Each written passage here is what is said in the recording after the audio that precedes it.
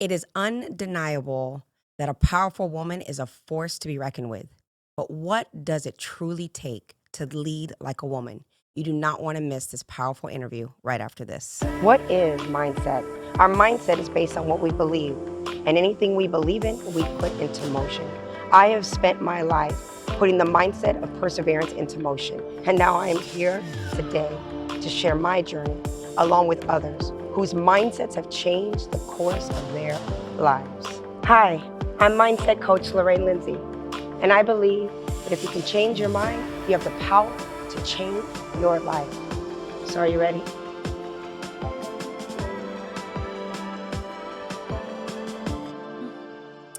Welcome back to another episode of The Mindsetters. We are in season 3. At The Mindsetters, we believe that if you can change your mind, you have the power to change your life. And before we get started, if you like the content, do not forget to hit the subscription button. Give us a thumbs up.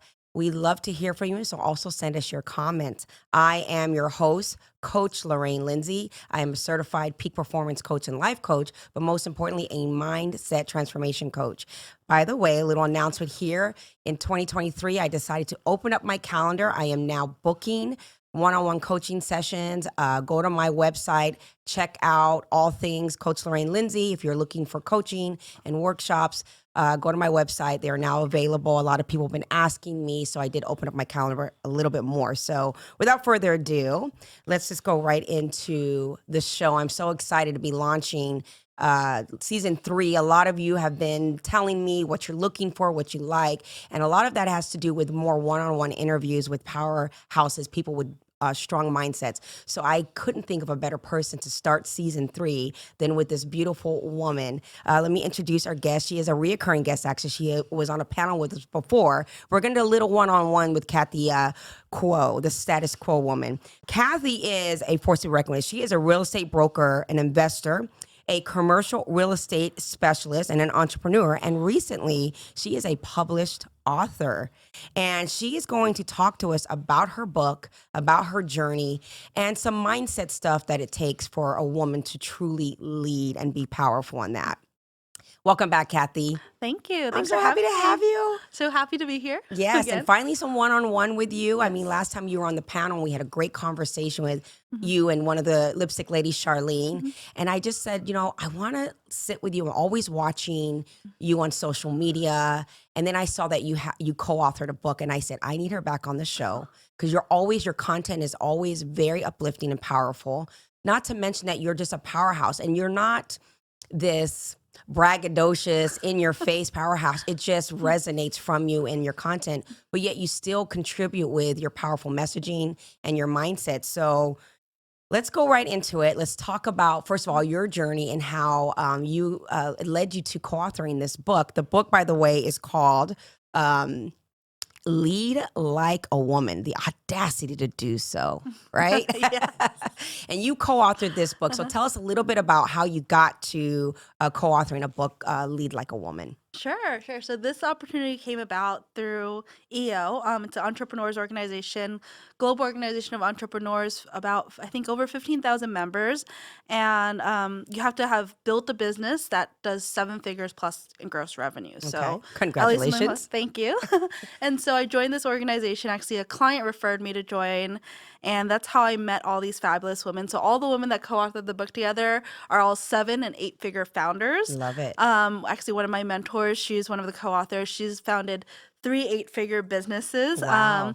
And so I think it's a concept that I know both you and I are very familiar with, but proximity is power, Absolutely. right? And that's how I got this opportunity, is because I was in the right rooms, had the right people in my network, and had this opportunity.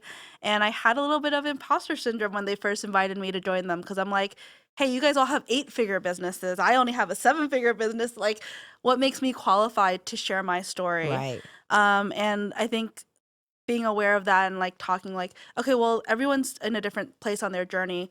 They might inspire the 7-figure entrepreneurs to reach 8 figures, but I'm inspiring those, the 5 or 6-figure entrepreneurs to get to that 7-figure level. And so everyone has something to share from their It's so interesting you say it, because one of the things that I say often is, Mhm.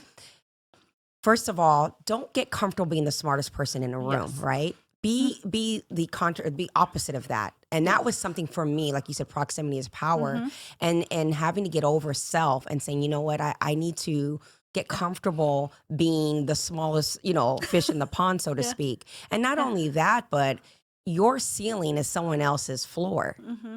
And so it's a matter of being able to level up and Yeah. again, being around people that inspire you to level up. So Yep. how did you, Mhm. obviously you had an invitation, someone Yes. saw, this, she's thriving, she's doing very Mhm. well. But how did you get to this point in your life where, because you're in a space that's driven predominantly by men. Okay. And so Yeah. how did you find yourself in that space without, or maybe with overcoming the intimidation Mhm. that probably came with it? Yeah, so I mean, it's definitely still very male dominated, and even more so when I started in this industry like over a decade ago. Um, Honestly, like I tell my team this, I'm not afraid to be vulnerable. But when I first started, I used to cry in the bathroom. Like I used to be like, I have days where I'm like, people would hang up the phone on me solely because I was a woman, not because of my competence, not because of anything else, but because they're like, oh yeah, you should have your boss talk to me or have someone Wow. like they would. I started in commercial real estate in New York City. It was a very different world back then, and it's just persevering, right? Not giving up because I hit a wall, not giving up because someone said I couldn't do it, and always just like finding great mentors. I think that's the other thing that I think is really, really important.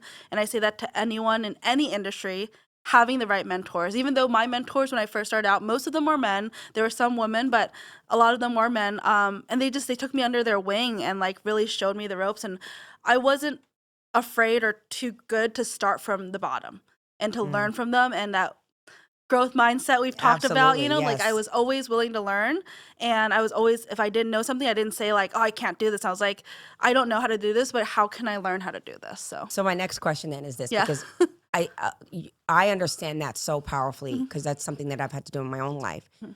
finding the mentors. Yep. The question is then, how do you find your mentors? If you have this thing inside of you that says, this is this thing that I want to Hmm. do and I want to grow it, but I really don't know where to begin or how to find the people Hmm. that won't turn me away Yeah. or that I'm not annoying because they're busy. How do you find the mentors when you're working through working your way up, I should say? Yeah, for me, it was always like try to add value in some way, right? It wasn't always like, oh, what can you teach me? It's like, okay, you know everything about this field, but like if they were older, maybe I know more about social media than them, and so I can help them in some way. So it wasn't just a ask, ask, ask. It was always give before you receive, I right? love that. And Yes. so it's just like, how can I help you? What are you doing? I'd love to be a part of it. I'd love to collaborate. I'd love to, whatever it was that I could help them with, I'd offer that.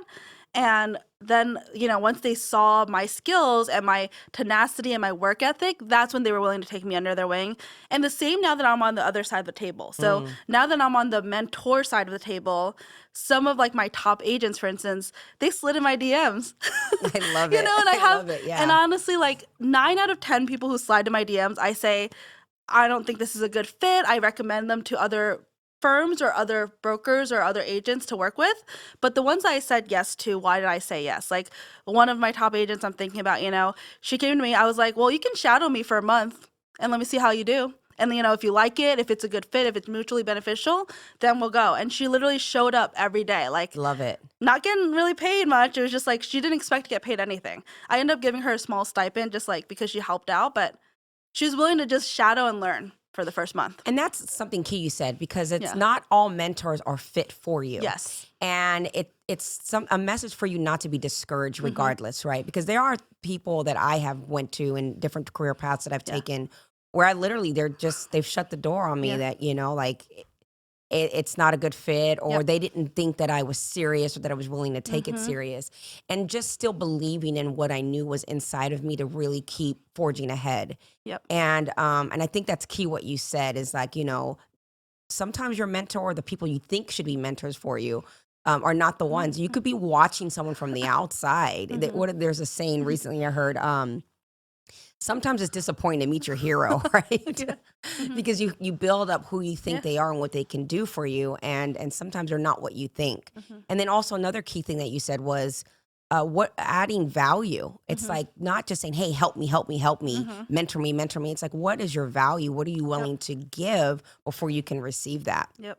What do you think is the biggest misconception when it comes to being a powerful woman, a woman in leadership? What's the biggest misconception? I mean, I think we talked about this the last time, but like that you have to be a bitch, right? I don't know if Right. I'm allowed to say that and No, of curse, course you but are. Yes, because it's true. that I think people have this misconception. You have to be mean, you have to be bitchy, you have to be like heartless and cold. Yet the most successful business owners I know, especially women, are kind. They lead with empathy. They lead with kindness. They're always willing to learn. They're humble.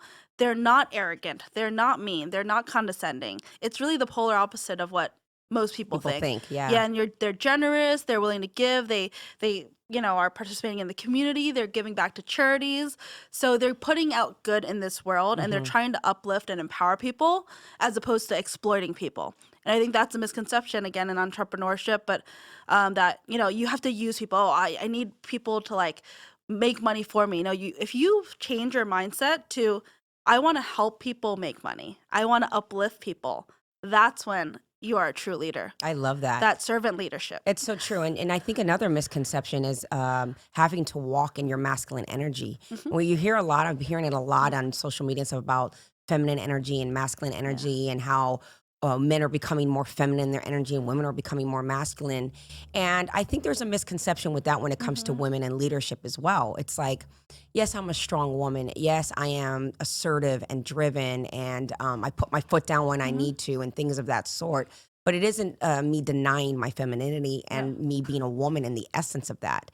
And just because I'm being strong and forthcoming, it also doesn't mean that I'm necessarily you're perceiving me as masculine, but I certainly know I'm a woman and I like that. Yeah. So what do you think about that? I mean, how do you keep that feminine and that softness and that, that energy to you, not denying self in that way, but it's still having to be in there and take charge sometimes in a masculine type way? Yeah. So I think that's actually, I think being a feminine and embracing that is one of our biggest assets. So talking about commercial real estate, for instance, like a lot of people are like, oh, it must be so challenging being a woman in a male dominated industry.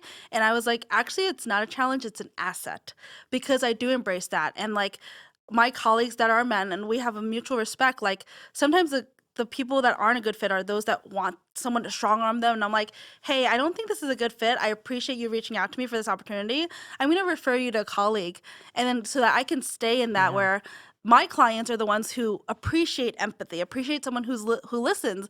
And they actually tell me, they're like, oh, I've interviewed 3 other brokers that are men and they're just like talk over me. And you're the first one to ask me questions and ask me what I want and ask my goals and learn about my business and my investment goals, right? And so that's the difference where there are certain clients and it's like you're not for everyone. I say it's like dating, right? So it's like whether it's someone on your team or a client, not everyone's for you and you're not for everyone. But Like see, that's such an abundant mindset too, right? Yeah. Understanding that, I didn't mean to interrupt you, No, it's okay. but understanding like I have a business to run. This Yes. is the core values of that business. This is how I work my business integrally. Yep. And I understand that not every client will be a fit. There's Yes. not a sense of desperation in that, which I think actually makes you that much more, again, we go circle back to leadership, not just being a woman, but just being a leader. I remember I had a colleague of mine, I was in the casino industry and I had a high position there and it was very male dominant as well. And I remember one of my colleagues had said to me, Lorraine, it's easier for you to get clients because you're female. You're attractive and you have a curvy body. And so that's what gets you your clients.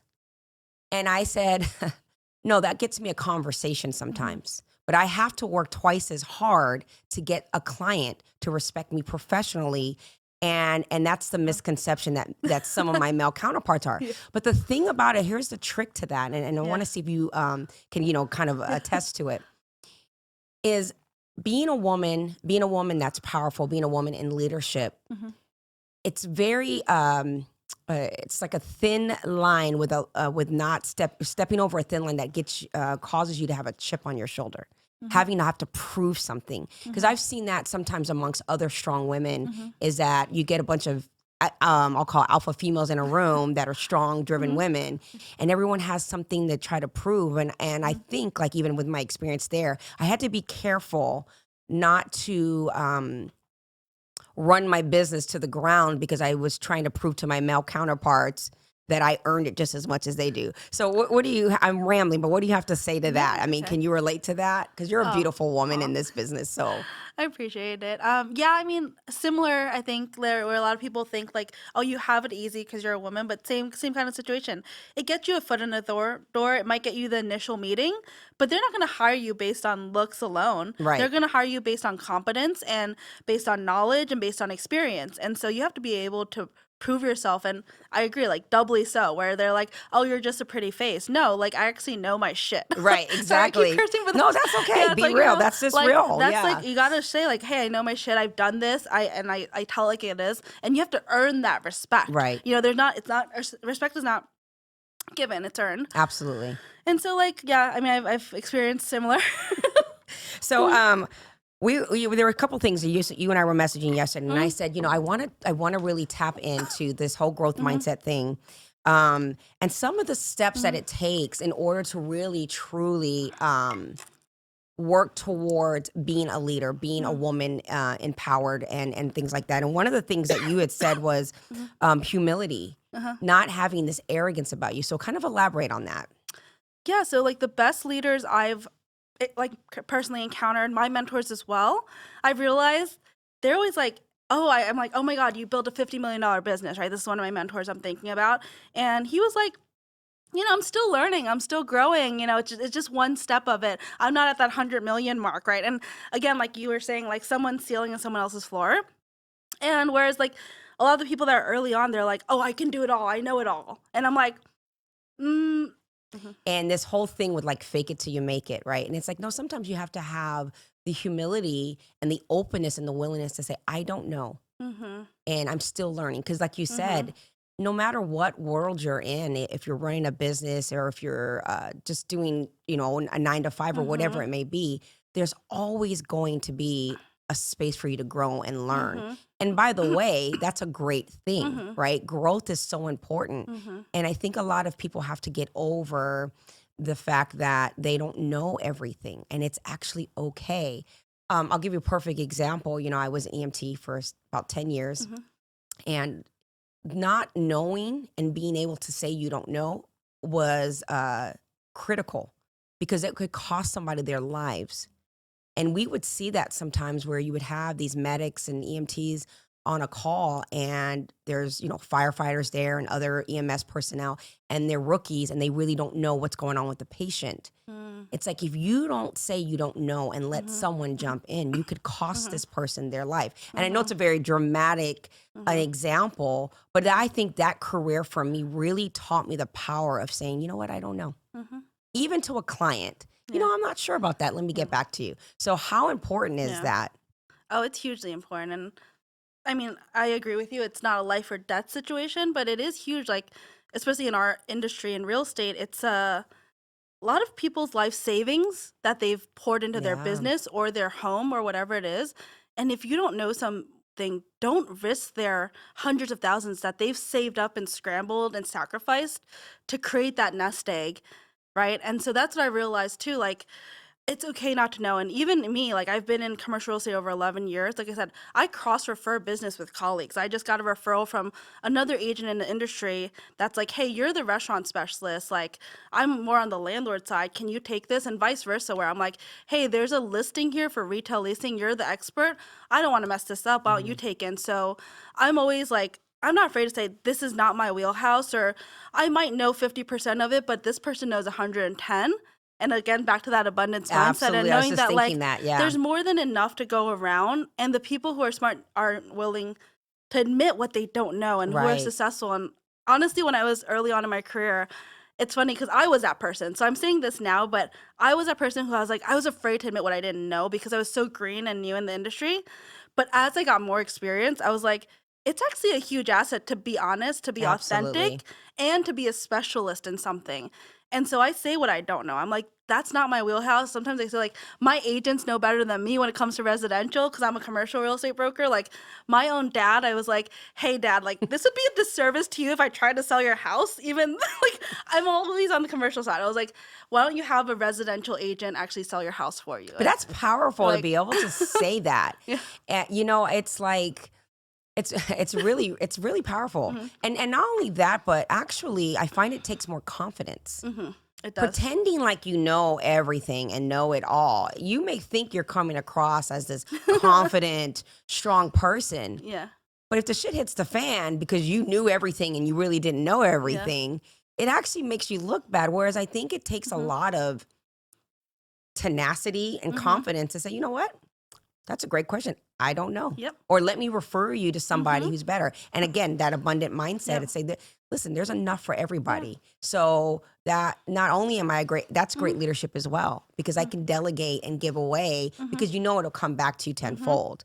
So the other thing I want to talk Yeah. about is, and kind of segueing into it, is Hmm. having that openness to learn. Hmm. So it's like, okay, the first thing here is like saying, I don't know. Yeah. But then in turn, having an openness Hmm. to learn. Because if you're standing by Hmm. firmly that you know it all, Hmm. you're never going to allow yourself space to grow and Hmm. learn. So, how important is that specifically as a woman in a leadership role Hmm. to have that openness to learn? Yeah, that is like the vital thing to success, I think, like the vital key to success. Like you always have to learn and adapt. The business world, the world in general, is always changing. Like the way we do business now is very different than 6 months, a year, 2 years ago. Cause there's so many like there's market dynamics, there's the economics of it, but there's also technology, like Chat GPT just came out, like Oh all my these gosh, I crazy know. things that you're like, how I do business now is not how I did business 3, 6 months ago.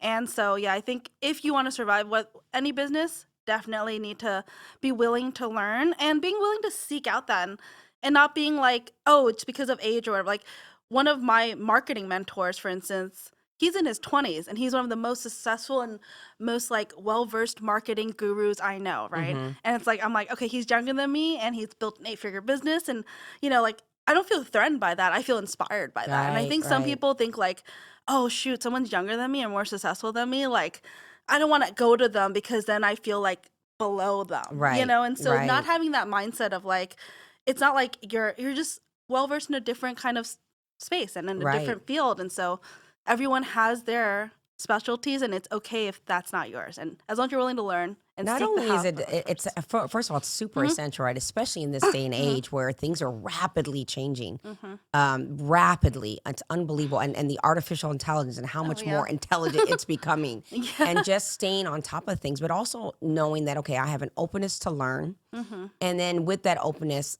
understanding what's my lane and what's not my lane. Yep. Because one of the things that I have learned building my coaching business, for Hmm. example, is analysis paralysis, trying Mm. to figure out and spend so much time on logistical stuff that I literally have no clue. So it's like I overwhelm myself, Mhm. I become frustrated, Mhm. and I'm not in my creative space because of that. Mhm. And learning to say, okay, what's important for me to learn? I understand that I do need to learn it. And what would be important for me to actually invest in someone else putting it together for me and really having to overcome those obstacles because of that wanting to know it all thing. Mhm. So it's not like I don't have to Mhm. pretend that I know it all, Yeah. but I have this wanting to know it all. Mhm. And that sometimes paralyzes me from my growth because I can't do it all. There are things that I'm great at and things not so much. So Yeah. how do you manage that? Because Yeah. you strike me very similar. I feel like we're cut from the same cloth in many Oh, yeah. ways. And so, how do Mhm. you allow yourself to say, okay, this is not Mhm. my lane, Mhm. or I want to know this, but let me delegate it because it's time Mhm. and money? Yeah. I was I'm like very similar to you for sure. And I think I grew up, I think we talked about this before, but one of my limiting beliefs was like, if you want something done right, do it yourself. Right. Because I grew up in an entrepreneurial family. I grew up with nothing, very poor.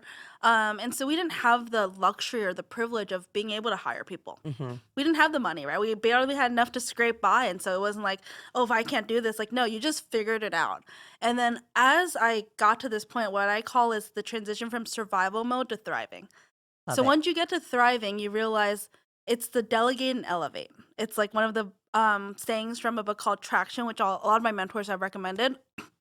And that book talks about delegate and elevate as in like focus on what is your highest and best use of yourself and your time and your resource and your energy.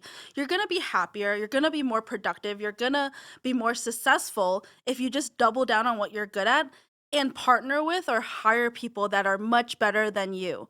And so like people have this idea that, oh, I have to do it all. And again, that's the scarcity mindset. Like, Mm-hmm. again, like in my industry, taking in real estate, right, for instance, the most successful agents I see are really, really niche down. Like they only do commercial real estate. Like I only do, me personally, commercial real estate acquisitions is my wheelhouse. Even commercial real estate listings, I refer to agents on my team or agents at other firms, even, except for my own. Because I don't think it's a best fit for a client, right? And so that's one example. Whereas the agents who try to do it all, they're always scrambling and they're always chasing business. But the agents Mm-hmm. who specialize in luxury or in investors or in commercial real estate, they're thriving and they're having business come to them. Makes so much Yeah, sense. so Yeah. think about it from like a consumer perspective, right? Like if you're looking for a knee surgeon, you're not going to go to your dentist. You're not going to go to a Right. cardiologist. You're like, Right. I want the best orthopedic surgeon. That's such a So good point. specialize, yeah. So then my next question Mhm. then would be, and it's kind of circling back to what Mhm. you said, when you're not Mhm. thriving yet in whatever it is that you're Mhm. doing, and you don't have the means Yeah. to pay for Yeah. services to do things, Mhm. how do you get from that to that? Now I know Mhm. the answer, but I would, in my mind, but I would love to hear Yeah. your perspective for people out there listening and say, you Mhm. know what, I have these ideas, I Mhm. want to start this business, I'm a woman and I Mhm. believe I'm empowered, Yeah. et cetera, but I honestly don't Yeah. have the revenue from Yeah. this creative energy Mhm. that I have. Yeah. So I like collaboration over competition is one of our core Ooh, I values love that. and for our brokerage firm. And that's something that I think is really true in business. Like when I first started, I didn't have the opportunity to like, and I didn't have the privilege of time and money and all that kind of stuff. I couldn't hire someone. So what I do, I partnered with people. I collaborated. I was like, hey, you're great at marketing. I'm great at whatever it is, right? Business acumen, strategy, connections. Why don't we like collaborate and see how we can help I each love other, that. Yes. or whatever. You're great at finances. I'm great at marketing and biz dev. We can partner that together. And so just finding people with complementary skills and again, back to that's the abundance mindset. Some people are like, I want to do it all myself. I want to be a solopreneur. And then you start a business and you're like, being a solopreneur sucks. You have to do And you know everything what? The truth yourself. is, even Oprah talks about Yeah. this. She could not have done it by Yeah. herself. The empire that Mhm. and the name and the brand Oprah as it is Mhm. today, and Harpo and all of that could Yeah. not have been done as a solopreneur. Yeah. It just couldn't. It takes a tribe and a team. Mhm. And I love what you said about collaborating. There are so many people that need you just as much as you need them. Mhm. And again, it goes back to the original point of just show up with your value. Yep. And like you're a startup tech guy, and I'm a startup this, and I'm a startup this, Mhm. and can we collaborate? And Mhm. can I help you here and you help me there? And Yeah. I think that is, I don't Yeah. think most people think like, Yeah. oh, so I think that's a huge nugget that you just gave for people. Do you feel like, in order to be successful, what are the things that you have to understand about your patterns and your habits Mhm. when it comes to building leadership, being a woman empowered, and having a successful 8-figure plus business? Mhm. What are the patterns and habits that you've Mhm. developed? And what were some of the patterns and habits you may have had to, first of all, have awareness to and get rid of in order for you to have this level of Mhm. success? Definitely consistency is key. I think a lot of people they try something, they get really excited, they go all in, and then it fizzles out. And so consistency is one of the Absolutely. major keys, right? Another one I would say is that back to that growth mindset. Like I feel like a lot of the people who get stuck or who hit a ceiling, you build that ceiling on yourself because you're like, oh, this is how it's done because this is how it's always been done. And you're not like, I should probably adapt to the times. I should probably adapt to my clients' needs. I should probably adapt to the market, the economy, whatever it is.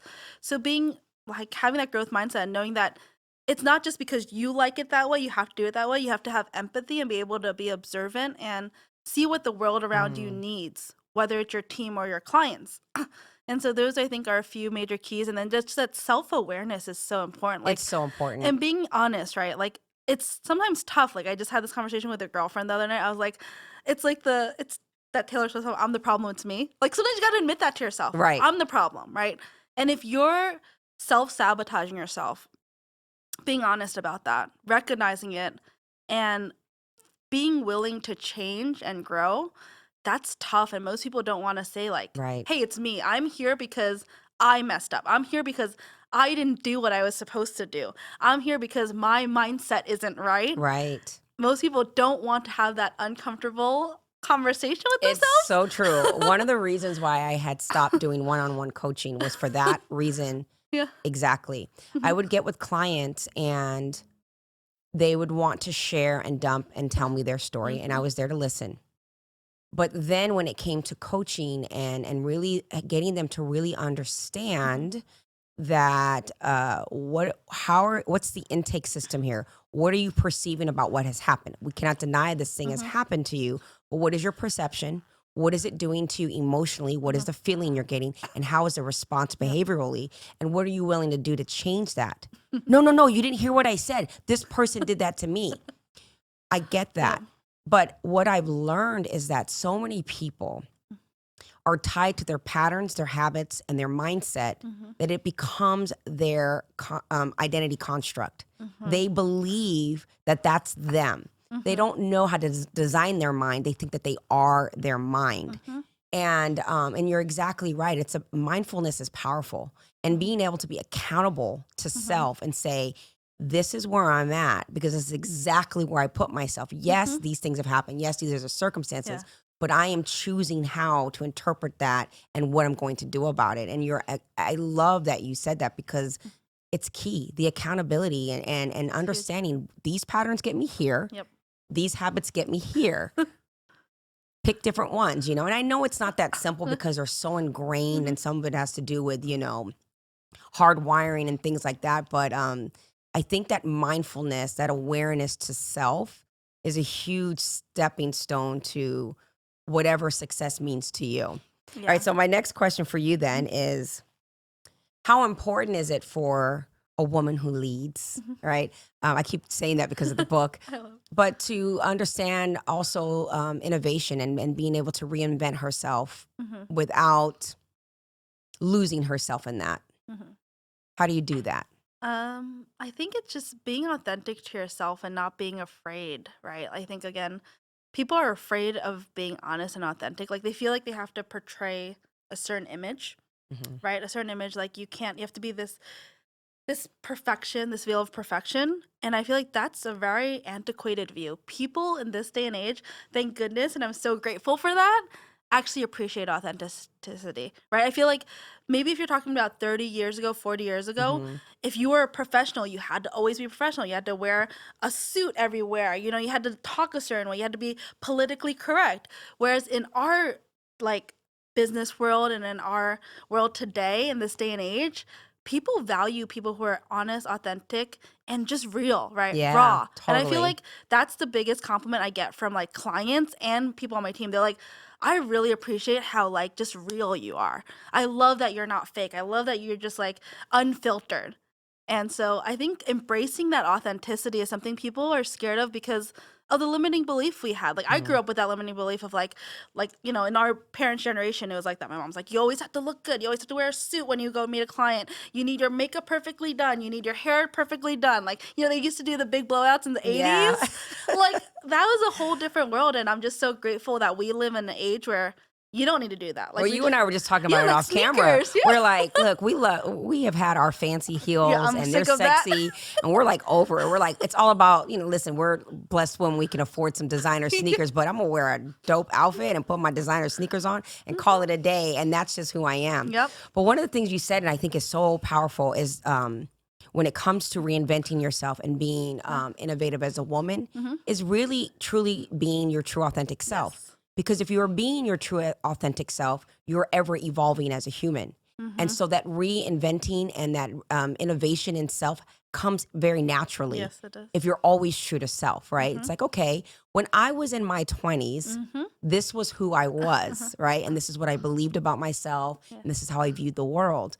But Yeah. my life experiences, whether they're relational or occupational or Hmm. whatever, has groomed me to when I was in my 30s, she was a different woman and she had a different idea and whatever. And Yep. then now in my 40s, looking back at those few things and being able to be graceful in that Mhm. in reflection and allowing myself to be true to self as it stands today, and Mhm. also know that that truth today Yeah. can change tomorrow, Mhm. right? Because that is innovation, Yeah. that's life, and that's growth. Yeah, that's correct. Yeah, Mhm. totally. So Mhm.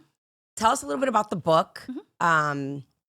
Your chapter, because you said status quo, right? Cathey Kuo. So Yeah. tell us a little bit about your portion of the book and what Mhm. you the added value you gave to that book. Sure. So I connected with all these women and got this opportunity through EO, like I mentioned. And one of the concepts and themes of EO is we call it experience shares, which I love because it's not like you should do this. We say don't should on people.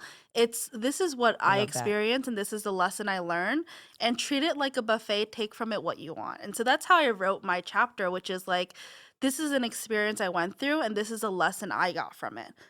And so there was a series of stories in there that were like, this was a lesson, and this was essentially the limiting belief I overcame from that lesson and that experience. I love that. So are you going to write a full book? Have you Um, been inspired now? yeah, so I've had a few people ask, whether it's a book or a course, and I'm just still trying to figure out which one's going to come first. Yeah, I it'll think come the to course you. is going to come first because I just feel like in this day and age, the course is just so much more helpful and accessible because it's online, it's an e-course, and it's directly actionable steps, whereas a book is like more experience shares and a story. And so I think my goal is making an income while making an impact is what I call this chapter of my I life. love that. And so I'm like, Yes. how can I make an income in a way that impacts and helps the most people? I love that. I think that is so powerful. I think that when we understand our life is greater than self, Hmm. it's a great stage of life to be in. I feel like I'm in that space too with Yeah. my life, which was why I was able to walk away from a big Hmm. corporate job and stuff to say, I've made the money. I get that I have to Hmm. have a wealth mindset and money can be Hmm. made. Oh yeah. I'm blessed. I live in America. I have Hmm. a lot of resources. I know who I am if I choose to tap in Hmm. to resource, right? And Yep. so now it's like, big or small, how can I make an impact? What is the legacy of me? And it's Yeah. whatever I can leave with people, whether I know it or not, you Hmm. know? All right, so first of all, how can they get the book? If people want to Hmm. read this book, how do they find the book? And I think we have a picture of the book there. Yeah. It's Yeah. on Amazon, and we did hit bestseller in 3 categories. Oh, So nice. I so love it. yeah, thank you. Congratulations. Yeah, so they can just go on Amazon. There's a Kindle version, and then the paperback version just came out as I well. love So paperback. just yeah, I just go miss my straight on books. Amazon, order it, gets delivered to your house. Super simple. Now, I know you have an event Mhm. coming up. Mhm. I think you're partnering up with Charlene on this. Oh yeah, we're And I gonna do actually it. saw something about that. And I don't know if you want to talk about that, Mhm. but you Yeah. want to tell a little bit about that? Yeah, so we're trying to figure out the best day. We kind of rescheduled a little bit, but we're trying to set up a mastermind for agents because, again, it's like I feel like there's a lot of negativity and a lot of uncertainty right now with the way the market's shifted. And so we want to spin that around and focus on the opportunity because what we realized, we've both been in this industry over a decade. We've seen the ebbs and flows and ups and downs. Hmm. And when there are times of uncertainty or when the market shifts is actually when there's the most opportunity. It's, I don't know, I call it like Darwin capitalism, only the I strong love, survive. I love it. And so I love it because I think it weeds out the people who are just there to try to be opportunistic. And it Yes, keeps the people who are truly dedicated, truly passionate, and are willing to persevere and commit the time and effort to absolutely. thrive, right? And so I think any kind of uncertainty and any kind of like whatever downturn is always an opportunity for the people who are meant to be there. And I think for anyone out there who follow Cathey so you can see the updates on it, but you don't have to be an agent. Yeah. This is applicable to anybody Mhm. really who's feeling Mhm. scared because of Yeah. the market. So I think Yeah. you'll have a lot of nuggets, you and Charlene. Mhm. Um, Cathey, I feel like love that you came Mhm. to talk and share and what are your takeaways? What would you say to the ladies out there and the Mhm. men that are watching about let's just say how to lead Mhm. and to find success in their life? Give Yeah. us a little takeaway. Sure. I think it's lead by example is one of the ones I always say, like, don't be above doing any task or anything. If you're going to expect your team or whoever you're mentoring to do it, you should be willing to do it, right? A lot of people are like, oh, I'm too good for that, or that's whatever. But show them the way, lead by example, having done it before, and also lead with empathy and kindness. I think that's very underrated that people don't talk about in leadership, especially, in that you need to lead with empathy and kindness. Everyone, we're all human. No one's perfect. Sure, I would say lead by example, lead with empathy, and lead with kindness. And so always be humble, be willing to pick up the slack where it's needed. I think a lot of people think being the boss or the leader means like you just tell everyone what to do. It's quite the contrary, where I believe in a concept called servant leadership, and that's what a lot of my mentors have utilized as well, which means like if something's not working right, blame yourself, look to the leader, right? And see how you can help and uplift, how you can step in, how you can show them and lead by example. And then understanding that empathy and kindness, that like everyone is a little bit different in some way. I believe there's no one size fits all. Mm-hmm. Like, there's some coaches or leaders or companies that are like, this is the way you do it because this is how it's always been done. This is the only way, right? But in taking again the real estate industry, I know people who are 7 or 8-figure like producers, and some of them, let's say, get all their leads from open houses, others from their sphere of influence, others from cold calling, right? So Mm-hmm. there's not always one size fits all, and being empathetic and understanding that who is this person? What is their like skill set? What resonates with them? And that's what's going to be consistent with them. And I think that's leadership. It's being able to see people, make people feel Absolutely. seen and heard, and being able to figure out their highest and best use for themselves so that they can reach their full potential. I think that's so beautiful, and I think it's so well said. And I truly, truly Mhm, believe, and that is the epitome mhm, of leadership. Is your tribe, your people that you're leading need to feel heard and seen and validated. mhm, Just as much as you have to take charge, you can lead, like you said, with kindness and lead with understanding, and also understand that just as much as I am a leader, I also am a leader who has an openness to mhm. learn from the people that are on my Yes. team. Yep. Some of the greatest leaders hire people and have people smarter than themselves working their businesses, Yeah. right? And you see that quite often. Yeah. So I want to tell you thank you. It's always a pleasure to have you. Again, like I said, you give all this wealth of information. Again, if anyone wants to get a hold of you, whether they're looking to invest in commercial property or just to listen to you on your social media and all your little positive messages, how can they find you, Cathey? Instagram's probably the best way in public. It's Cathey Kuo. It's spelled a little bit funny though, CatheyKuo. And then you can find everything on there. Everything's linked through Instagram. Awesome. Well, I can't wait for your book, girl, and your Thank you. courses. Sign me up. So excited. Thank you. Well, thank you again for watching another episode of The Mindsetters. We are now season 3. Again, do not forget to hit the subscription button, and we will see you next time. Ciao.